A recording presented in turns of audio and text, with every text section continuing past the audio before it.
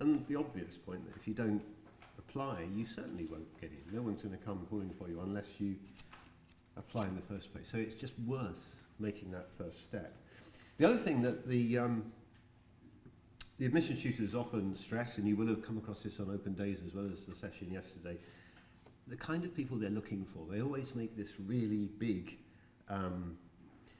stand for intellectually hungry students that are passionate for their subject. You know, you've got to really love your subject. That's fine. Two kinds of issues arise out of that, though, and are kind of addressed in the things that they talk about. But I think it's worth putting a bit of a gloss on some of the things that they talk about. Because obviously talk about it from the point of view of, to some extent, admissions tutors are not just trying to encourage you to apply. They're also trying to discourage people for whom it wouldn't be right. That's a fair, objective thing for them to be doing. So you've got to decide what bit of that message is relevant to you. There's a lot of talk about the workload and the work rate. And I think at least one of the sessions yesterday, Sam Lucy, the admissions tutor from Newnham College in Cambridge, was comparing it with the EPQ and saying that the work that's expected on a weekly basis, or the work that's expected at Oxford and Cambridge, is equivalent to an EPQ every week and a half. Now don't get too worried about that. Firstly, because last year she was saying it was equivalent to an EPQ every week. So I think they're slackening. I think if we just hang on in there, it'll be 2 weeks. But then if you think about it, is that so different from what you do at the moment? Because, yeah, you go to lectures and things, but what she was talking about is the work you do outside of the lectures. It's the work you do most of the week. It's your week's assignment, essentially. If you were doing an EPQ, or were doing an EPQ, and if you strip away all the other things that you do, all the other homework, all the other lessons, all the other activities related to the other subjects, or 3 or 4 other subjects, your enhancement activities and so on, if you take all those away, you're left with EPQ. I would have thought a week and a half is not unreasonable in terms of amount of work as a concentrated, condensed unit. So it's not a million miles from what you're already doing. It would scare people who don't do a lot of work now, but that doesn't apply to you. The other question that often arises is this question about, is it only about academic results? And more often than not, admissions tutors will say, yes, it is only about academic results. That's actually what we're looking for in Oxford and Cambridge. And the point was made several times, and several of you kind of picked them up on it and sort of asked more questions about it. How much notice do they take of statements about your extracurricular activities, your leadership roles, all that sort of stuff, in the UCAS, on the UCAS personal statement? And their answer, their absolutely frank answer, is not a great deal. So what should you read from that? Well, I suppose there are a number of things that you should read from it. One is that getting the grades is one thing. Getting the offer is something else. And getting the offer involves you showing as much evidence as you can of a number of things, not just predicted grades, your GCSEs, your ASs and stuff that you've banked in the past. They made the point that most other universities do look at the UCAS personal statement and do look at your extracurricular activities, so it is worth including a paragraph, a short section in your personal statement to capture those things. The other thing that really strikes me about this is that if you think about the other things that you do, your non-subject things that you do in your week, whether you do critical thinking or theory of knowledge if it's IB, whether you do EPQ or the research projects equivalent if it's IB, your extracurricular activities, your responsibilities, your leadership, your sports, your music, your cultural things, those things make you arguably a better proposition from the point of view of showing that you are very balanced. And the evidence suggests that they do actually help your grades in an indirect way because, well, obviously if you think about the EPQ, deepening your knowledge of a particular area, if it happens to overlap with one of your subjects, and it usually does, then that's going to help you in terms of content, in terms of approach, in terms of depth of examples that you can use in the A-level. EPQ, theory of knowledge, critical thinking, all of these things help in a number of different ways, both in content, in approach, in helping you to show that you can structure arguments. All of that feeds into your study for your mainstream A-level or IB subjects, and that helps. And then, of course, there's the bit that's really important, that bottom bit on that slide, because preparing you now is not about just preparing you to get in, it's preparing you to get on once you're in at university, and those study skills will stay with you. So it's not just an extra burden. It might feel like that a bit next year, When you've got your offer and you're told you need those grades, and you're thinking, well, why am I doing all this other stuff? Why don't I just do the chemistry and the physics and the maths, whatever? They're the ones I need. Well, yeah, but these will help. They'll help immediately, and they'll help in the long term. So, how do you plan your application? What do you do between now and September, October, when you apply and submit your UCAS form? Well, let's assume that you've chosen your university, your subject, and your college. And bear in mind that the researching of those decisions are quite important, and they're interrelated, because as we heard yesterday, and as you know from your research, most of you from talking to you, you seem to be quite far down that line anyway, you will already have worked out that the nature of some subjects is very different between the two universities, that the way in which it's taught is going to be different, and some of the requirements, some of the admissions requirements will be different between the two universities. And there are going to be some differences between colleges within the university in terms of maybe an approach and maybe the admissions requirements. So let's assume those have all been researched. You've done that, you've come to a decision about where you want to apply. The next thing is to decide what the main sort of hoops are for that subject at that college, at that university. Which tests? We heard a lot about these tests. Oxford, for a long time now, have, in many of their subjects, set pre-interview tests, and those tests are used to filter out people that they don't think they want to interview, they don't want to take any further.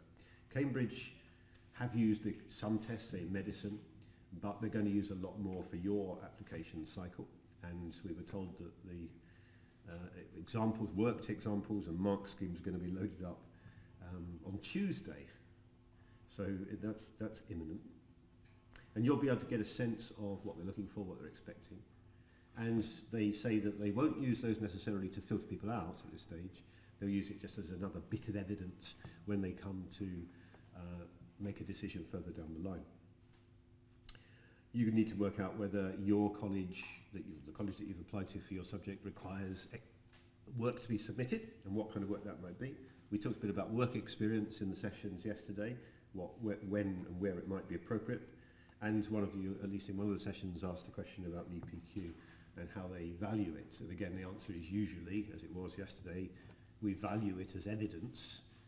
It may be able to set you up for some interesting answers in interview questions, but they're unlikely to give you an offer based on it. So it was a sort of a mixed response, but generally supportive. So research the requirements, look at what's expected, then you can kind of reverse engineer. So you're thinking about an interview in December, what pre-application, pre-interview rather, tests might be appropriate, and that brings you close to the beginning of next term. And then you're thinking about what can I do between now and the beginning of next term. And what you can do is think about how you accumulate evidence. And one of the things that came out quite strongly yesterday, I think, in what people were talking about, was the fact that when they look at the basket of evidence that they've got that might distinguish you from a lot of other people with equal qualifications, with equal GCSE results, equally stellar GCSE grades, equally good predicted grades, equally good school references. How can they distinguish? How can you help to distinguish yourself? How can they distinguish you? Well, that's maybe the thing to think about between now and September, is how could you strengthen that distinguishing set of factors? Because the evidence of your academic ability is now banked to a great extent, or to come with the pre-interview application, pre-interview admissions tests. You've got your GCSE results, you've got AS grades, although I've bracketed those because we heard yesterday now that not everyone has AS grades, and they don't count towards the final A level anyway. The universities, in the reformed subjects, obviously in some they still do. So it's a complicated picture, and the universities are quite clearly indicating that they're going to fall back more strongly on GCSE results. They're going to depend on predicted grades and on schools' assessments of how you've got on over a year in year 12. And then they've got these admissions tests which will give them more information. But that's to come. That's for next term or for already banked. What can you do to build up evidence of these other things? Evidence of your ability to think for yourself, evidence of going beyond the syllabus, evidence of some sort of a prior, or at least some narrative about how you came to decide that this was the course for you. And you can do that by thinking about specific things.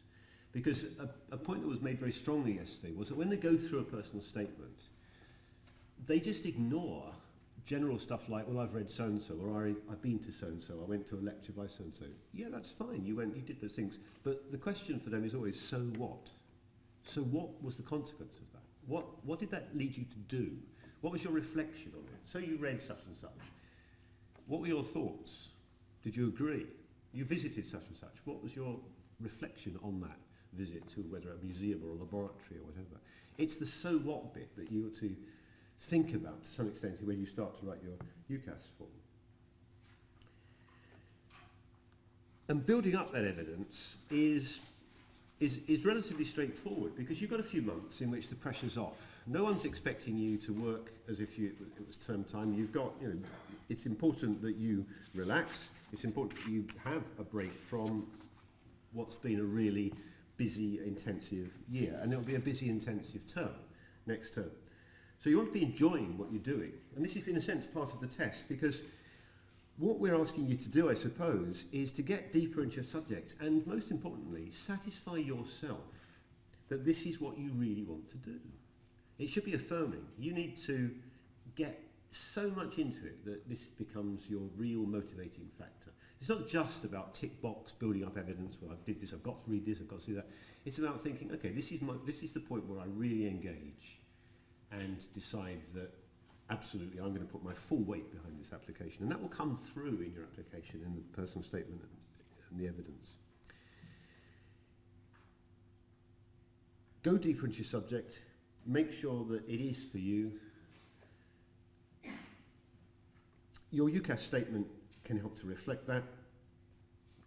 And then when it comes to the interview, they might pick up on some of the things that you've noted down, some of the things that you said have influenced you, and that becomes the context of an interesting conversation. Remember that at the interview, as we found out yesterday, and you'll find out a bit more today, the interview's not about, or up to a point, it's not about how much you already know. To some extent, that would be pointless, wouldn't it? Because that would depend on what you've covered in the syllabus. That would depend on how well taught you are. And the point that Sam Lucy was making yesterday was that they need to strip that out because they're extraneous factors in that sense. Yes, it will enable you to get a good grade at A-level, but that doesn't tell them what they really want to know, which is how teachable you are, how ready you are to run with new ideas, to make links between things, to develop arguments and draw conclusions, how quick you are to pick up new concepts, how good you are in discussion in these small group sessions, how much you already know and how well taught you are has got you to this point, but they want to see what goes beyond.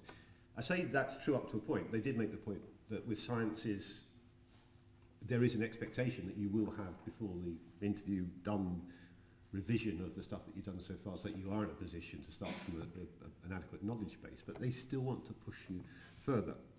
And that's partly what you can do to prepare, is to push yourself a bit further. But really, really importantly, don't just do more of the same stuff. Don't just see the summer as another term where you just have to plough through sort of A-level sort of content or material. Don't see it as a means of sort of pre-preparing for the autumn term. It's about quality, not quantity. It's about making what you're doing enjoyable. That should be part of it. If you don't enjoy it, then maybe this isn't for you. Just get stuck in.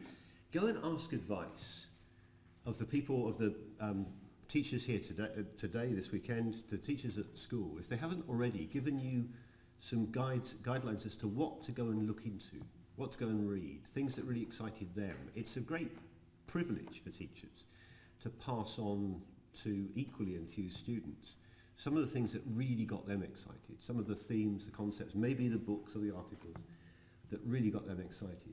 If you haven't already got a little list of things that you want to look into in further detail, go and ask advice on that. Teachers will really be excited about passing that sort of stuff on. Get advice on new reading. So, what are we going to do today? Well, there are 2 more sessions, and there'll be the final of your subject seminar sessions, and then there'll be 1 more session on interviews. Now, the onus on the interview sessions today are a bit different from yesterday. This is an opportunity for you to, in a sense, do it in a workshop form rather than just sitting and listening to how other people do it.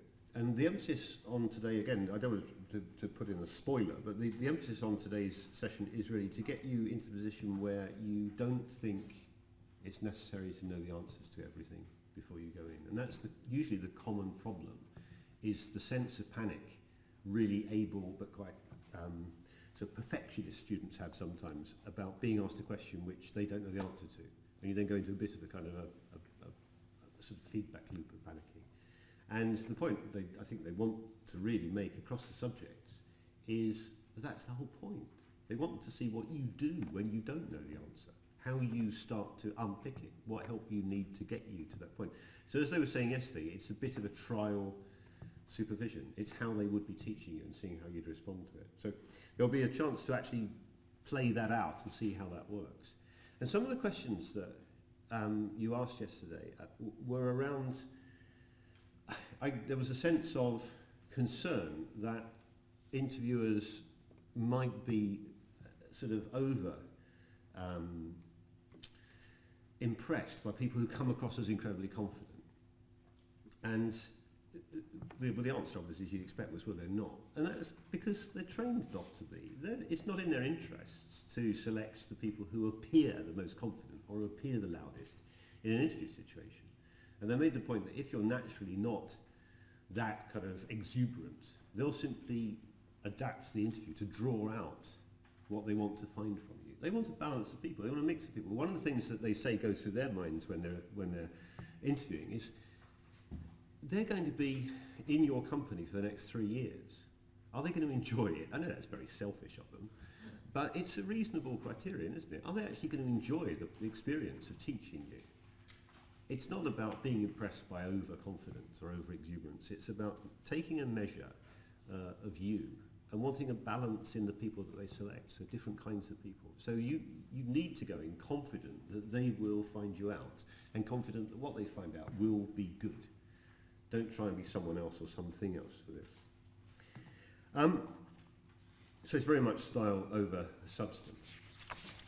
So I think in kind of just wrapping up before we move on to the next sessions, it is just worth stressing and re-stressing that the next few months is a real opportunity, and it's up to you to grasp it.